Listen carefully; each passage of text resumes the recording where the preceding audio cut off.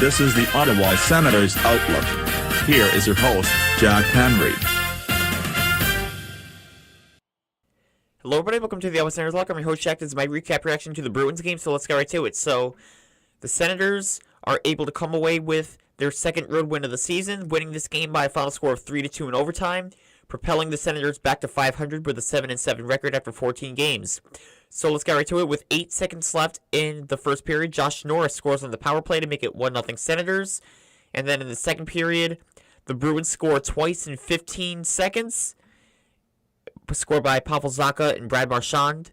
So that's 2-1 Bruins. And then later in the period, around 12 minutes later, Michael Amadio scores his first as a Senator, assisted by Noah Gregor, and that's 2-2. So after 40 minutes, it's 2-2. Nothing happens in the third.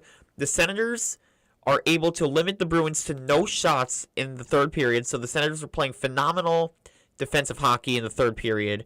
So we go to overtime. We get the first point, and then 21 seconds in, Brady Tkachuk scores in overtime to get the second point. The Senators win 3-2. So the goaltending matchup was Ullmark versus Swayman. That sounds pretty weird, doesn't it?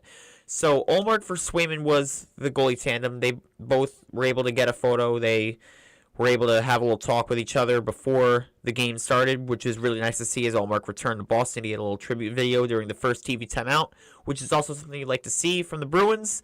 And Ullmark, again, his save percentage was under 900, but again, the Bruins didn't really put up many shots, especially in the third period. They didn't put up any, but the Senators did pretty good.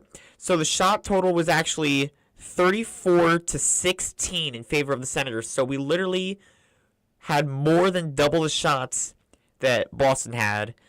And again, the Senators were pretty much in the driver's seat for the majority of the game.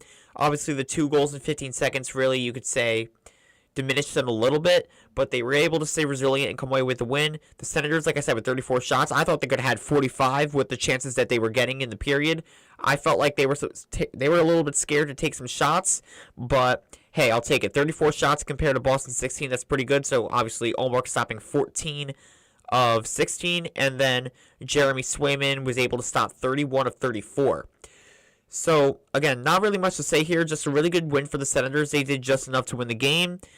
And, again, you want to see maybe a little bit more saves from Ullmark. But, again, 2 goals on 16 shots. I'm not going to really get, overly dramatic over that. But, again, Senators, all I care about right now is getting wins. They are in November. It's almost the middle of November, so hopefully this doesn't really derail their season. They're 7-7 right now.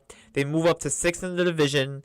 Right now, with the Bruins, they're in the top 3 with that overtime loss. So we're still kind of on the fence right now with Tampa Bay and Buffalo. So we need a couple more wins, and maybe we'll go up in the standings a little bit. And our next game is on Tuesday for the first Battle of Ontario matchup against the Toronto Maple Leafs at Scotiabank Arena in Toronto. So I will come out with a preview for that one. Comment down below your thoughts on this one, and I'll see you on Tuesday for the Maple Leafs preview video. Like and subscribe, but for now, this is Jack from the Ottawa Senators Outlook, and go Sens go. Thank you for watching this presentation of the Ottawa Senators Outlook. For more of this podcast, click on the videos on the left, and subscribe by clicking on the icon on the right. Thank you.